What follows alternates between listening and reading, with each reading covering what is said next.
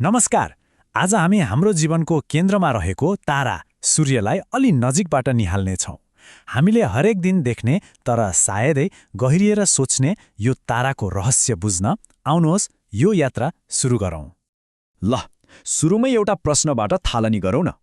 हाम्रो सौर्यमण्डलका सबै ग्रहहरू पिण्डहरू कसरी एउटै प्रणालीमा टिकेर बसेका होलान्? कुन चाहिँ अदृश्य शक्तिले यिनीहरूलाई एकै ठाउँमा अड्याएर राखेको छ? यसको उत्तर सुन्दा जति सरल लाग्छ त्यति नै शक्तिशाली छ। गुरुत्वाकर्षण हो। यही शक्ति नै सूर्यको केन्द्रीय भूमिकाको आधार हो, जसले सबै कुरालाई आफ्नो ठाउँमा राख्छ। त्यसो भए अब पहिलो खण्डमा प्रवेश गरौँ, जहाँ हामी हाम्रो सौर्य प्रणालीमा सूर्यको आधारभूत स्थिति र शक्तिको बारेमा अझ गहिरिएर चर्चा गर्नेछौँ। सूर्य खासमा हाम्रो सौर्यमण्डलको मुटु नै हो। यो एउटा मध्यम आकारको तारा हो र यसको जुन विशाल गुरुत्वाकर्षण शक्ति छ नि त्यही शक्तिले नै पृथ्वी लगायत सबै ग्रहहरूलाई एउटा धागोले बाँधे जस्तै आफ्नो कक्षामा घुमाइराखेको छ। सूर्यको अध्ययन गर्न चाहिँ एउटा विशेष उपकरण हेलियोस्कोपको प्रयोग गरिन्छ। ठिक छ, सूर्यले त सबैलाई आफ्नो वरिपरि घुमाउँछ, तर एउटा कुरा सोचौँ त, के सूर्य चाहिँ आफै स्थिर छ, एकै ठाउँमा बसेको छ कि यो पनि कतै यात्रामा छ? हो, यही प्रश्नले हामीलाई सूर्यको एउटा अर्कै कथातिर लैजान्छ। त्यो हो सूर्यको आफ्नै जटिल र लामो ब्रह्माण्डीय यात्रा। अब हेर्नुहोस्, सूर्यका दुईवटा गति छन्। एउटा त उहाँ आफ्नो अक्षमा घुम्छ, जसलाई लगभग 25 दिन र 5 घण्टा जति लाग्छ। तर अर्को गति त्यो चाहिँ अर्कै स्तरको छ। हाम्रो आकाशगङ्गाको केन्द्रलाई एक चक्कर लगाउन लाग्ने समय, जसलाई भनिन्छ 1 कस्मिक वर्ष। त्यसो भए यो कस्मिक वर्ष भनेको के हो त? सिधा भाषामा भन्नुपर्दा सूर्यले हाम्रो मिल्की वे ग्यालेक्सीको केन्द्रलाई एक फङ्को मार्न जति समय लगाउँछ त्यही नै हो 1 कस्मिक वर्ष। र यो समय कति लामो होला त? यो हो 25 करोड वर्ष। सोच्नुहोस् त, 25 करोड वर्षमा बल्ल सूर्यले हाम्रो आकाशगङ्गाको एक चक्कर पूरा गर्छ। यो अङ्कले नै ब्रह्माण्ड कति विशाल छ भन्ने कुराको महसुस गराउँछ। ल अब सूर्यको यात्रालाई एकछिन थाती राखेर फेरि सूर्यतिरै फर्कौं र हेरौं यो तारा साँच्चै कति विशाल छ। यहाँ सूर्यका केही मुख्य तथ्याङ्कहरू छन्, जस्तै यसको द्रव्यमान, व्यास र पलायन वेग। अब यी सङ्ख्याहरू आफैमा त निकै ठूला छन्, तर यिनीहरूको वास्तविक आकार र शक्ति बुझ्न त तुलनै गर्नुपर्छ।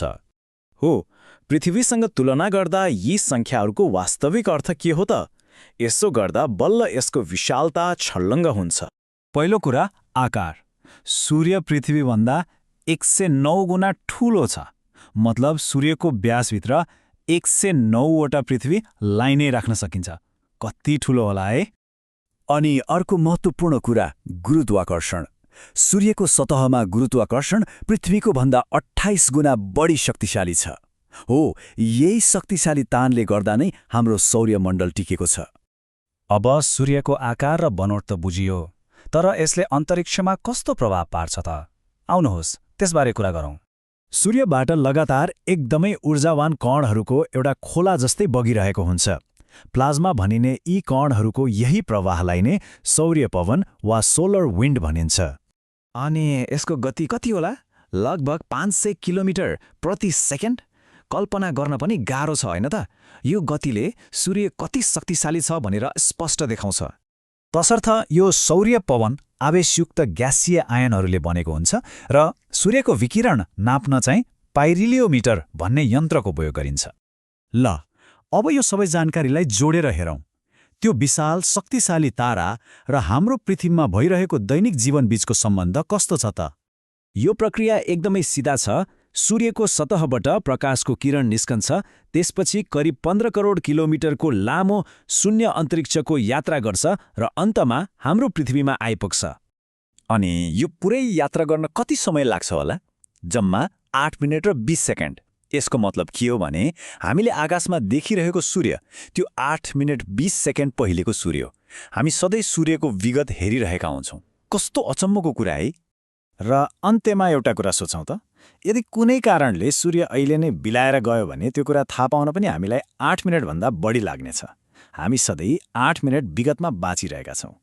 यसले एउटा गहिरो प्रश्न उब्जाउँछ, हाम्रो वरिपरि घटिरहेको यो विशाल ब्रह्माण्डीय नाटकमा यस्ता अरू कति सत्यहरू होलान् जुन हाम्रा आँखाबाट ओझेलमा छन् र जसलाई हामीले बुझ्न अझै बाँकी छ।